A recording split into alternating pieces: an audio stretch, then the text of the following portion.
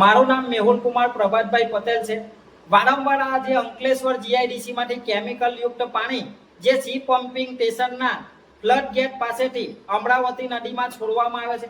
જ્યારે તમે જોઈ શકો છો કે આજે વરસાદના વિરામ બાદ પણ ખૂબ મોટી માત્રાના અંદર કેમિકલ યુક્ત પાણી વહેતું નજરે પડે છે, જે સીધું અમરાવતી નદીમાં પહોંચે છે। અને જો વરસાદ નહીવત હોવા છતાં પણ આટલું કેમિકલ યુક્ત પાણી છોડાતું હોય તો જ્યારે વરસાદ પડતો હોય ત્યારે આ ઉદ્યોગો દ્વારા કેટલું કેમિકલ યુક્ત પાણી છોડવામાં આવતું હશે। ખૂબ ગંભીર બાબત છે।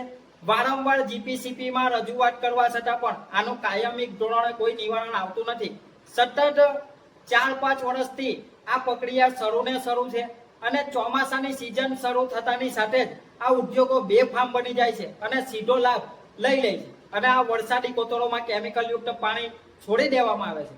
અને જીપીસીપી વારંવાર આવા સેમ્પલો લઈ જાય છે, પણ આજ દિવસ સુધી કઈ કંપનીનું આ પાણી હતું અને કઈ કંપનીને ક્લોઝર નોટિસ આપી છે એવી આ જનતા સમક્ષ કોઈ રજૂઆત કરી નથી।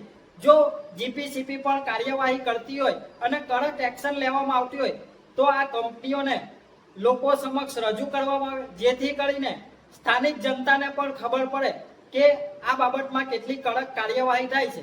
અને વારંવાર સેમ્પલ લેવા છતાં પણ જો ઉદ્યોગો આવીને આવી ભૂલો કરતા હોય અને આવી રીતે બેફામ બનતા હોય તો એના પરથી પછતા ખબર પડે છે કે આ ઉદ્યોગોને કોઈ ભય રહ્યો નથી।